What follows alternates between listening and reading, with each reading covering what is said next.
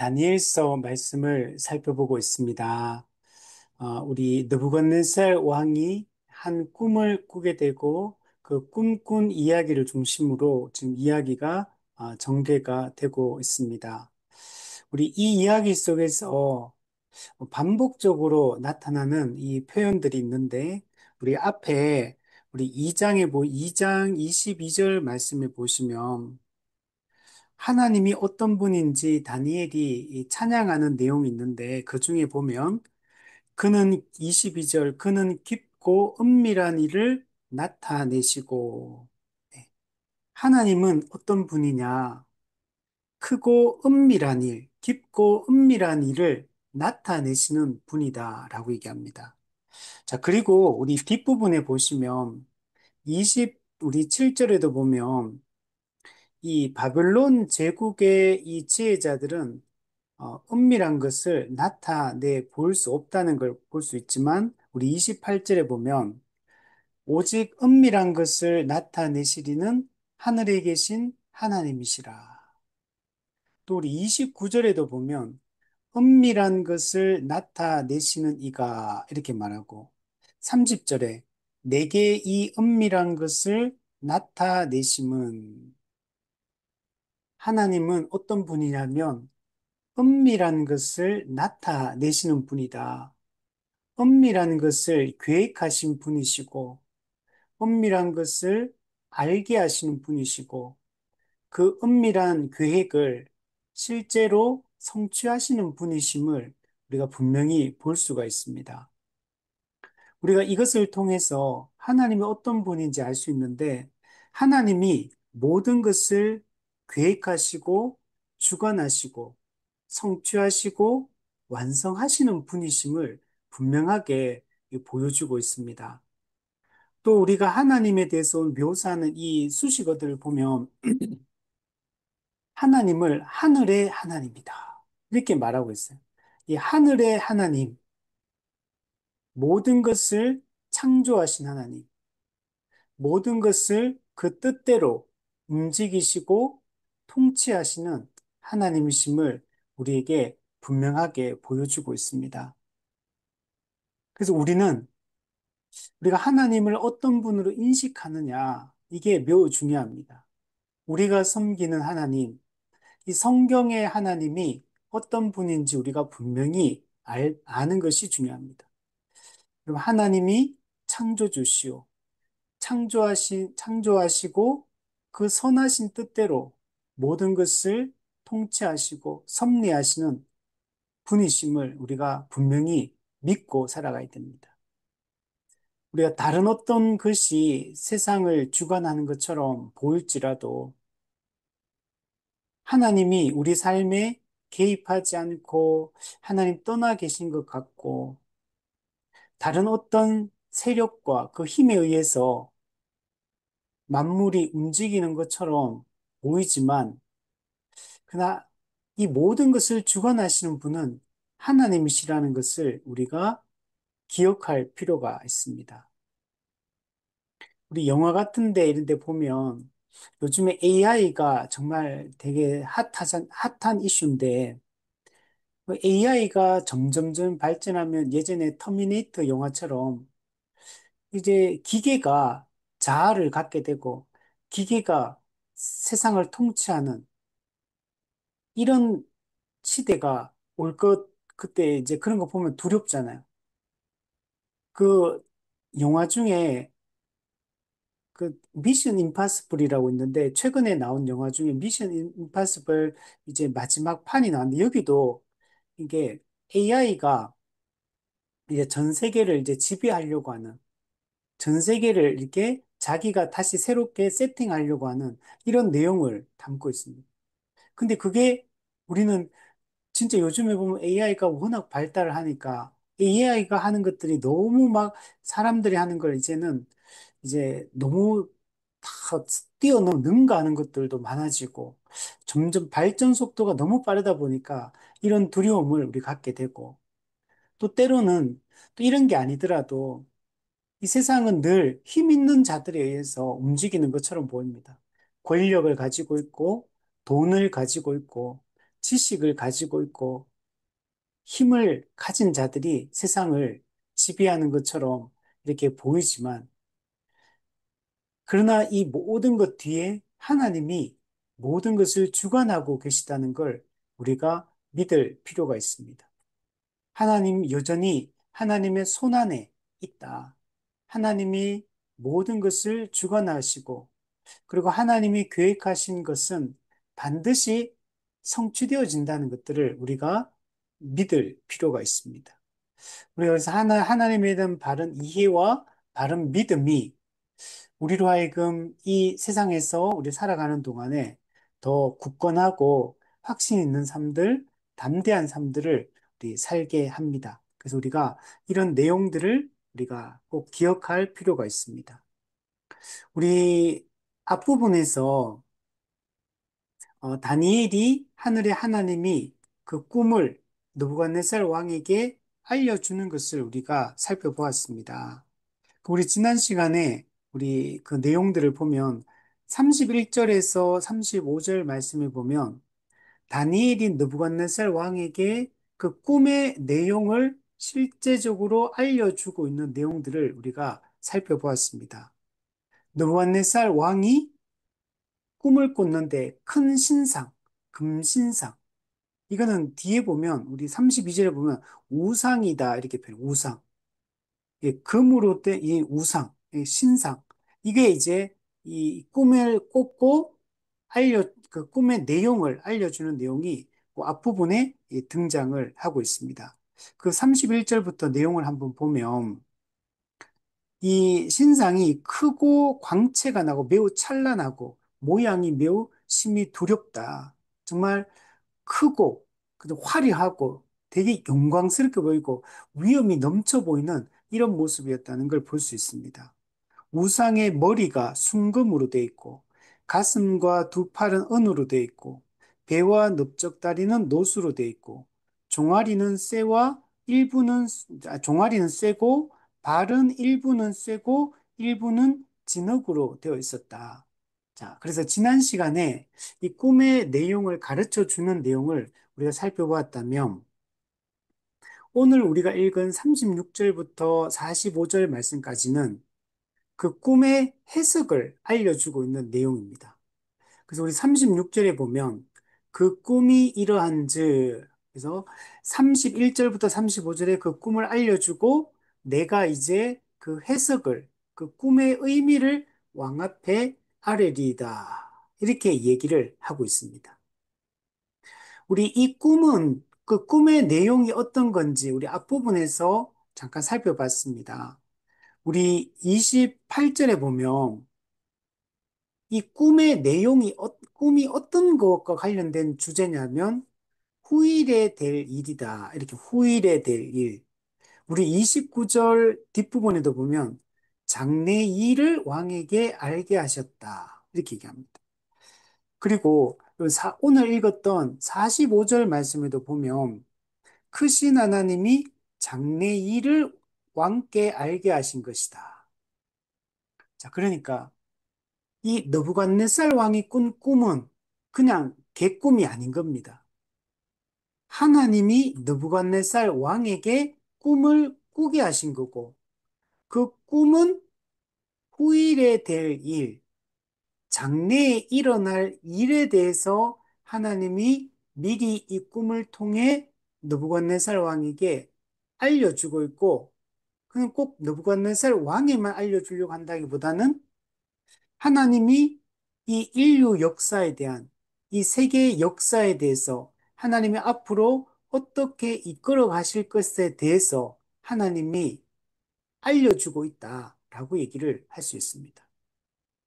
그래서 이 꿈의 그 내용이 세계 역사가 어떻게 변천되어 갈 것인가, 인류의 역사는 어떻게 흘러갈 것인가, 그리고 그 종말은 어떠할 것인가, 세계사의 변천 과정과 그리고 그 세계사 인류 역사의 종말, 종말론적 완성은 어떻게 될 것인가에 대해서 이 금신상 꿈이 여러분 알려주고 있는 겁니다. 그리고 이 금신상 꿈은 역사 속에서 여러분 실제로 성취됩니다. 물론 이 꿈의 내용이 아직 완전하게 완성된 건 아니에요.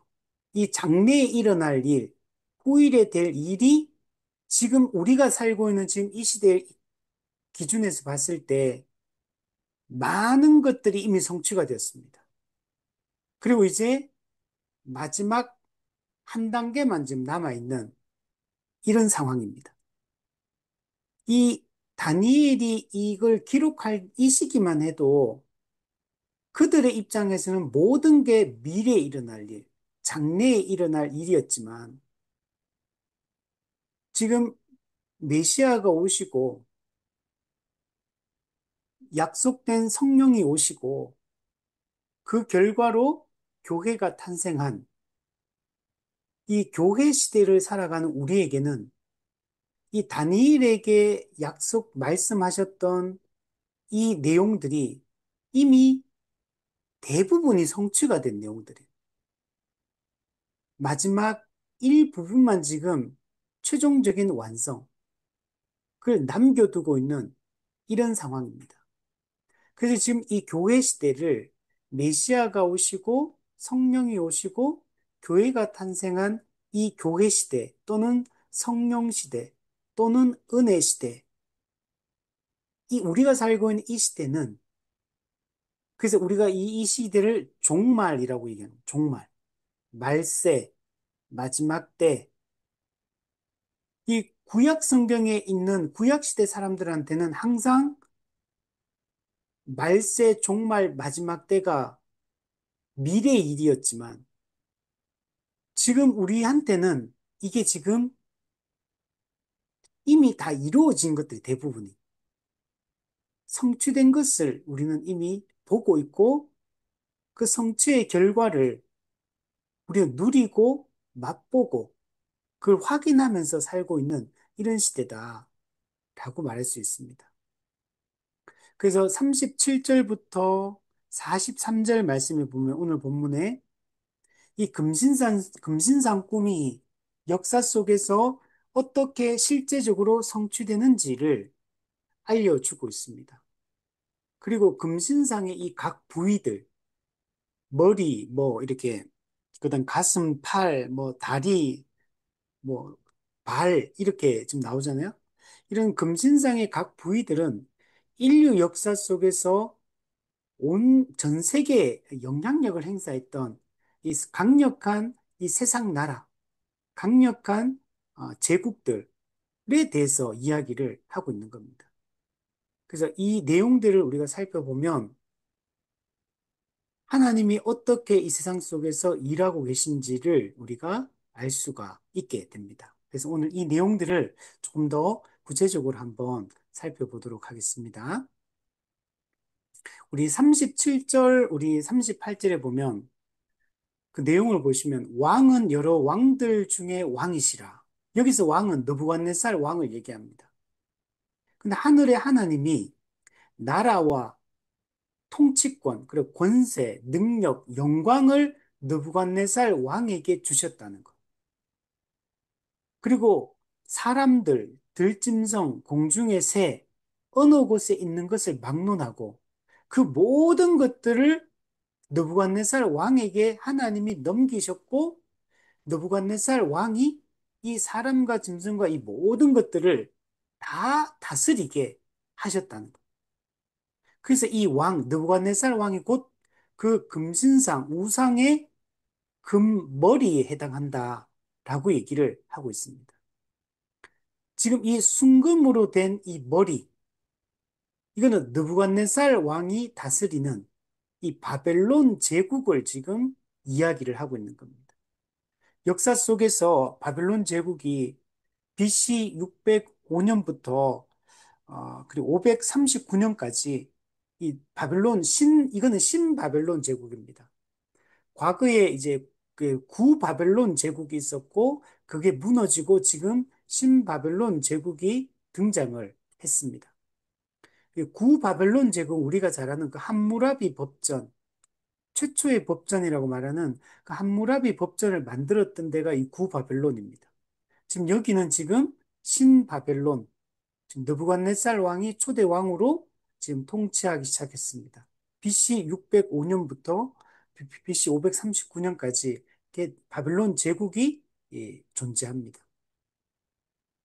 그래서 이게 보면 여기서 우리가 알 수 있는 게, 그러니까 이 바벨론 제국이 나라, 권세, 능력, 영광을 가졌고, 사람, 짐승, 모든 걸 통치하고 다 다스리고 있어요. 금은 우리가 보석 중에도 정말 귀한 거잖아요. 다 금을 갖고 금을, 그죠? 금을 또 재테크의 수단으로 또 해서, 그래서 옛날에 그 미국 같은 경우도 그 청교도에서 넘어오고 미국이 그 이제 세워지는 과정 속에서 동부 지역, 뉴 잉글랜드 지역 중심으로 거기서 이제 사람들이 막 살다가 이제 서부 쪽으로 건너가게 되었던 이유가 이 금 때문에 건너가요. 땅을 차지하기 위한 목적들도 있었지만, 이 골드러시, 금캐로 가가지고 전부 다 그 일확천금의 꿈을 꾸고 가가지고 이제 서부로 해가지고 이렇게 갔던 게 있죠. 그만큼 금이라는 게 되게 상징적인 이 보석인 거죠. 이 그 금신상의 머리에 해당하는 이 바벨론 제국, 아주 강력한 제국을 형성했었죠. 자, 근데 이 근데 이 금머리뿐만 아니고 그 이후에 나타난 은, 또 노철, 쇠로 되어 있는 이 제국들은 전부 다 강력한 제국들이에요. 온 세계에 영향을 미치는 이 세상 나라, 인간의 나라로서 강력한 힘과 권세로 그 당시 세상을 지배하던 이런 세력들입니다. 그러니까 정말 그래서 앞에 보면 우리 금신상에 보면 31절에 크고 광채가 매우 찬란하다. 그 모양이 매우 심히 두렵다는 것. 그러니까 이 세상에서는 정말 강하고 크고 화려하고 영광스럽고 이렇게 부유하고 부강하고 이런 이 세속 제국인 겁니다.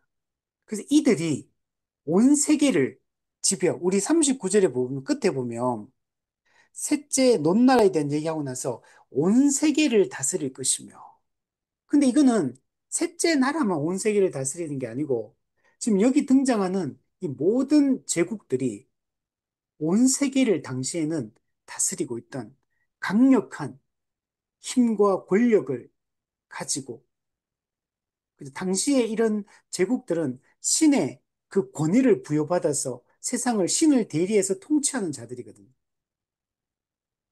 그러니까 얼마나 강력하고 위엄이 있고 온 세상을 지배하는 것처럼 이렇게 보입니다. 자, 그런데 여기 이 권세를 누가 주셨습니까? 우리 37절에 다시 보시면 느부갓네살 왕이 여러 왕들 중에 왕 중에 왕, 그죠? 주 중에 주 중에 주 이런 존재예요. 되게 그럼에도 불구하고 사실 이 권세와 모든 능력과 영광이 누구로부터 주어졌냐면 하늘의 하나님이 주셨어요. 하늘의 하나님이 왕의 손에 넘기사 다스리게 하신 거예요. 하나님의 주권을 강조하고 있습니다. 세상 나라가 이 세상을 통치하는 것 같아요. 이 제국이 세상을 통치하는 것 같지만 사실은 이 제국이 가지고 있는 이 세상의 가장 강력한 세력이 가지고 있는 이 힘조차도 하늘의 하나님에 의해 주어진 권세에 불과한 것. 하나님이 주시지 않으면 얻을 수 없어요. 하나님이 주시기 때문에 이들이 이 힘과 권세를 여러분 가지게 된 겁니다. 다른 성경의 다른 부분도 보면 하나님 어떤 분이냐? 왕들을 뽑기도 하고 왕들을 그 권세를 거두기도 하시고 나라를 세우기도 하시고 나라를 망하기도 하시고 모든 주권, 능력 하나님이 가지고 있는 거예요. 이 세상 나라의 흥망성쇠는 하나님의 주권에 여러분 달려 있는 거지. 이 세상 제국에 달려 있는 게 아니라는 걸 여러분 보여주고 있는 겁니다. 여러분 세상 나라는 결국은 어떻게 되냐면 망합니다.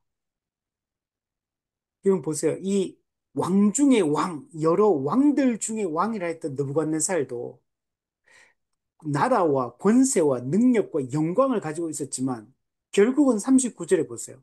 왕을 뒤이어 왕보다 못한 나라가 일어날 것이요. 그죠? 바벨론 제국을 무너뜨리는 또 다른 신흥강국이 또 있다는 거. 또 다른 제국이 일어날 것이고 앞선 세대를 짓밟고 새로운 나라를 또 건설하는 겁니다. 결국에는 이 제국 하나하나가 강하고 힘있고 권세가 있는 것처럼 보이지만 다 이 세상 나라는 한계를 가지고 있고 일시적이라는 걸 보여줍니다.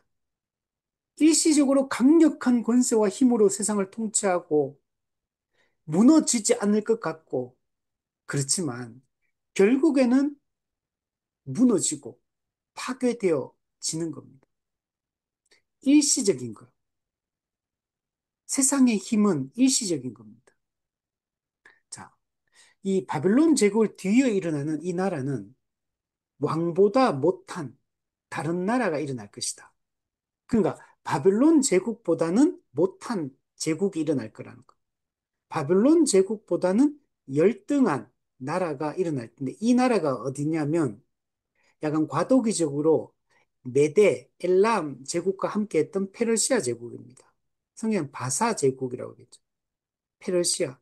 BC 539년부터 331년까지 이 페르시아 제국, 바벨론 제국을 페르시아 제국이 무너뜨린 겁니다. 그래서 이 페르시아 제국은 은으로 된 가슴과 팔이다. 은은 금보다는 못하잖아요. 그래서 왕보다 못한 나라, 바벨론 제국보다 열등한 나라, 페르시아 제국이 성장한다.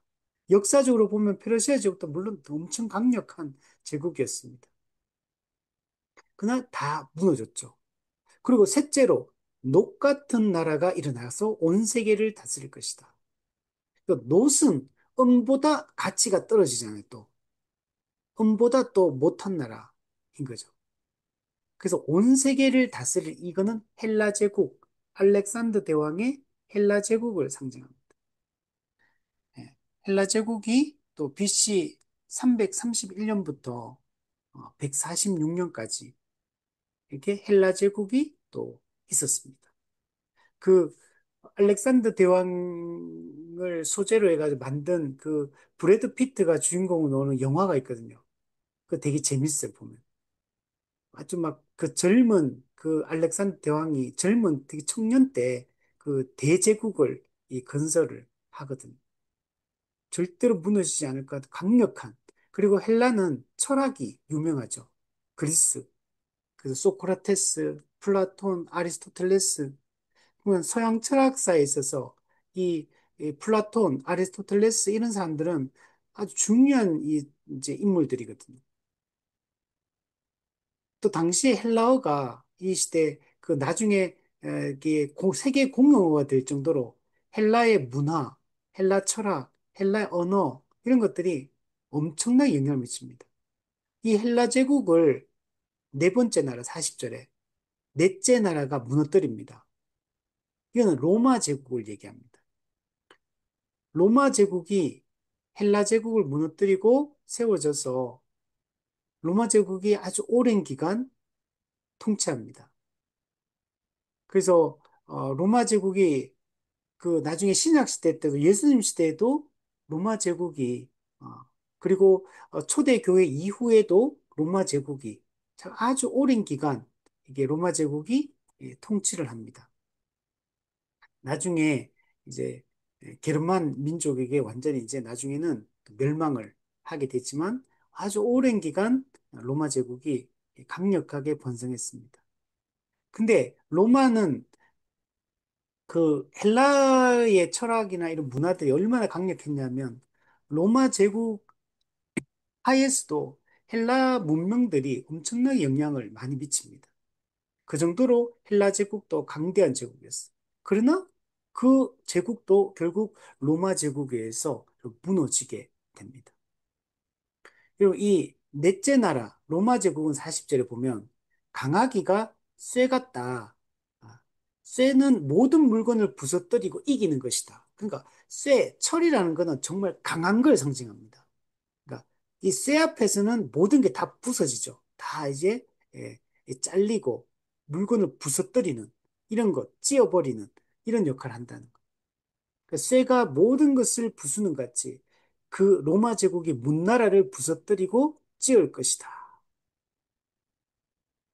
자, 근데 이제 이 로마 제국 같은 경우는 다리는 이 쇠로 돼 있는데 발은 한 발은 쇠로 돼 있는데 다른 한 발은 진흙으로 돼 있는 겁니다.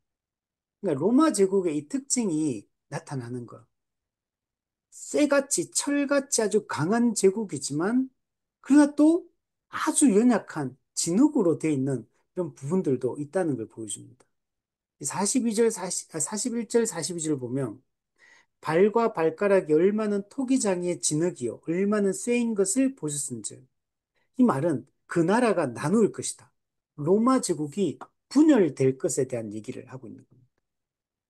그래서 왕께서 쇠와 진흙이 섞인 것을 보셨은즉 그 나라가 쇠 같은 든든함이 있을 것이나 발가락 얼마는 쇠요 얼마는 진흙이니 그 나라가 얼마는 든든하고 얼마는 부서질 만한다. 그러니까 엄청 강하고 무너질 것 같지 않지만 그러나 그 내부적으로 분열이 일어나. 실제로 로마 제국이 외부 압력에 의해서 침입에 의해서 공격당해서 무너지는 게 아니고 로마 제국은 분열에 의해서 내부 분열에 의해서 제국이 멸망하거든요. 이게 딱 그대로 실현된다는 걸 볼 수 있습니다. 43절에 보면 왕께서 쇠와 진흙이 섞인 것을 보셨은즉 그들이 다른 민족과 서로 섞일 것이나 그들이 피차에 합하지 못함이 아니함이 쇠와 진흙이 합하지 않음과 같으니라. 그죠? 이 쇠와 진흙은 이 성질이 다른 물질이기 때문에 이게 섞일 수가 없죠. 근데 나라가 분열이 돼가 로마 제국이 이게 분열이 되는데 그러니까 로마 제국은 실제로 여러 민족으로 구성됩니다. 이게 침략해서 이게 그 정복하고 그래서 그 큰 로마 제국이라는 틀 안에 수많은 민족이 섞여 있는 상태가 되는 거예요. 근데 서로가 쇠와 진흙처럼 섞이지 않아, 합하지 않는. 그래서 로마 제국은 이게 기본적으로 분열되기가 쉬운 이런 특성을 가지고 있는 겁니다. 로마 제국은 아주 강한 나라이지만 로마 제국은 가장 강력한 게 이 법이거든, 법. 로마는 법이 유명한. 그러나 이 여러 다민족으로 구성되어 있고 이렇게 하기 때문에 서로 섞이지 않는 이런 이 모습을 보여주고 있습니다. 자, 결국은 다 어떻게 되냐면 결국은 다 망해요. 이거는 뭘 보여주냐면 세상 나라의 한계를 보여주고 있습니다. 그럼 세상 나라는 일시적입니다. 겉으로 보기에는 강하고 권세가 있고 힘이 있고 영원할 것처럼 보입니다. 그러나 세상 나라는 결국에는 다 무너지게 되고 결국엔 다 멸망하게 된다는 것을 볼 수 있습니다. 아무리 영광스럽고 막 그런 모습이 있다 하더라도 시간이 지나면 이 세상 나라의 본질이 여러분 드러나게 되는 겁니다. 여러분, 우리 최근에 이제 그 현대사를 우리가 봐도 아주 오랜 기간 냉전 체제가 있었습니다. 그래서 이, 이 공산주의와 또 이 민주주의, 이 자본주의, 이 냉전 체제가 있다가 1990년 초에 이제 소련이 붕괴하면서 이제 이런 게 체제가 냉전 체제가 이게 무너집니다. 그리고 그 전까지는 미국과 소련 이게 아주 양대 진영에서 강력하게 맞대결을 이렇게 하다가 무너지니까 이제 미국이 강력한 세계 이제 1인자가 된 거죠. 1등 국가가 이제 된 거죠. 그래서 얼마나 미국이 강력했는지 세계 경찰 국가로서 그 역할들을 스스로 막 하고 모든 것에 미국이 이제 그걸 다 관여하고 모든 걸 통제하고 이 세계를 이끌려고 막 했었죠. 근데 이제 보면 그렇게 강력한 나라인데도 미국도 보면 점점 힘이 약해져 가고 있는 걸 볼 수 있어요. 그리고 미국은 인류 역사상 일어났던 제국 중에 가장 강력한 제국이 미국입니다. 미국만큼 전 지구적으로 영향을 많이 미친 나라가 없을 정도로 미국이 그냥 너무나 강력한 제국인데, 근데 미국도 지금 보면 매우 힘이 약해져. 그래서 계속 이제는 중국이 막 치고 올라오니까 미국이 이제 중국과 서로 견제하면서 서로가 서로 이제 견제하고 또 이런 이제 G2 체제로 이렇게 지금 막 흘러가고 있잖아요. 그러니까 이게 세상 나라가 아무리 강하고 부하고 힘이 있고 권세가 있다 해도 이 세상 나라는 결국은 다 무너진다는 걸 보여줍니다. 그리고 우리가 인류 역사가 예수님이 언제 재림하실지 알지 못하지만 앞으로 여러분 한 50년 후에 이 지금 이 지구촌이 어떻게 판세가 바뀔지 누가 알겠습니까? 그때도 이 50년 후에도 여전히 미국이 또는 중국이 또는 지금 이게 뭐 강력한 이 이제 영향을 끼치는 나라들이 50년 후에도 동일하게 이 지구촌에 강력한 세력으로 남아 있을지 아니면 새로운 신흥 강자들이 강대국들이 또 일어나게 될지 아무도 알 수 없는 거 이거는. 그러면 세상 나라는 이 한계가 있는 겁니다. 자, 그런데 여러분 44절 보세요. 이 여러 왕들의 시대에 하늘의 하나님이 한 나라를 세우시리니 이것은 영원히 망하지도 아니할 것이요 그 국권이 다른 백성에게로 돌아가지도 아니할 것이요 도리어 이 모든 나라를 쳐서 멸망시키고 영원히 설 것이다. 이 여러 왕들의 시대, 이 세상 나라들, 한 나라가 세워지면 또 신흥 강국에 의해서 또 무너지고 또 그 나라가 또 새로운 나라에서 또 무너지고 이렇게 돌고 돌고 이 세상 나라는 이런 상황이지만 그리고 막 그들이 다 강하게 세상을 지배하는 것처럼 보이지만 근데 하나님이 이 모든 나라를 이 세상 나라를 쳐서 멸망시키고 그리고 하늘에 하나님이 세우시는 영원한 나라가 세워지게 될 것이다 라고 말씀하고 있습니다. 지금 하나님이 이 금신상 꿈을 통해 후일에 될 일, 장래 일에 대한 얘기를 하는 것. 이 세상 역사가 어떻게 변천하게 될 것인가. 그리고 이 어떻게 종말을 맞이하게 될 것인가. 결국은 최종 이제 마지막 화, 우리 드라마도 중요한 게 마지막 화가 결론이 어떤 거냐고 중요하잖아요. 그 중간에는 막 엎치락 뒤치락 이렇게 하지만 결국 마지막 화가 중요한 거죠. 결론이 뭐냐? 결론은 하늘에 하나님이 세우시는 나라가 모든 이 하나님을 대적하는 이 세상 나라를 쳐서 멸망시키고 하나님이 세우신 영원한 나라가 여러분 세워진다는 거. 이 나라는 여러분 아까 보였지만 세상 나라는 다 망합니다.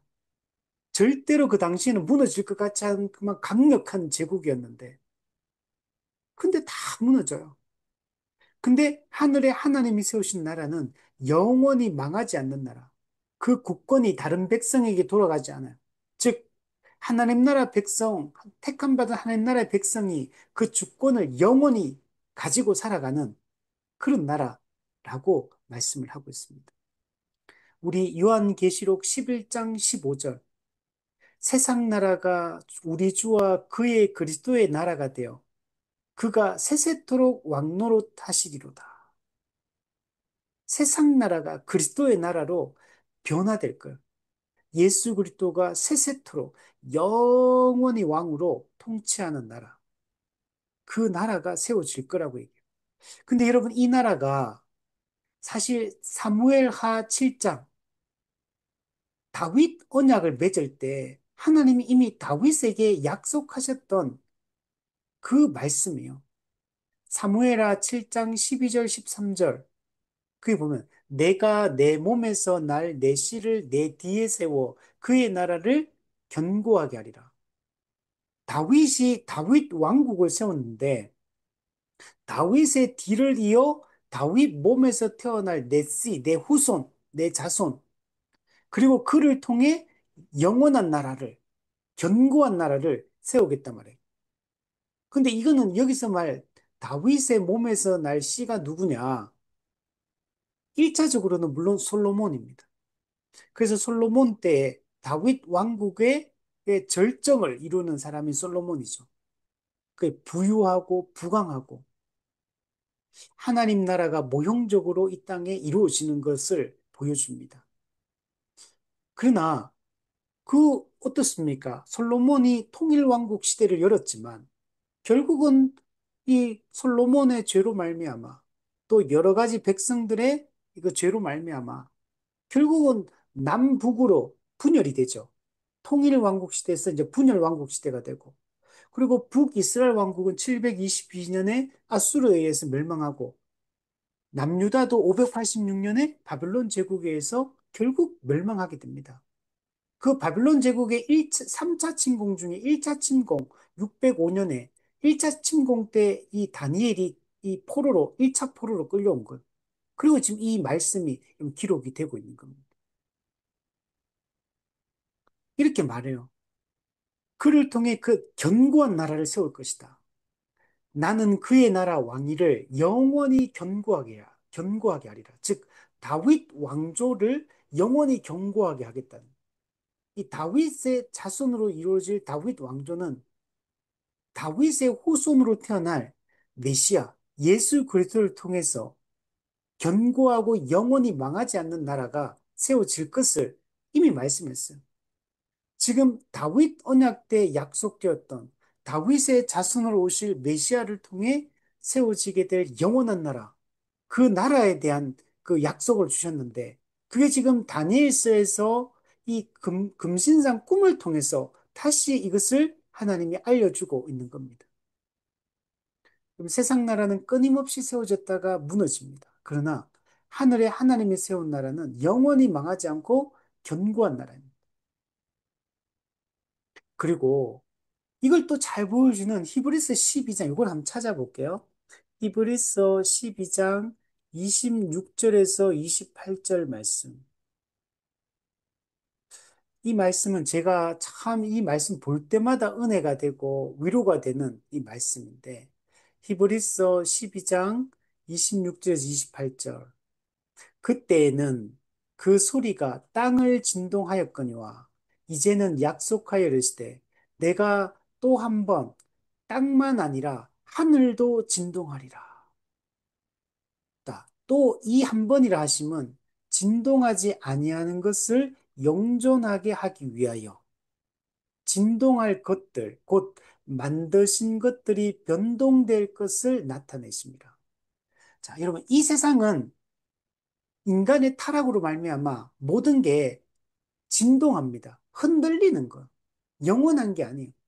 다 흔들리고 연약한 그 집안 위에 서 있는 건물처럼 매우 부실하고 이게 무너지기 쉬운 이런 세상이에요. 자, 그런데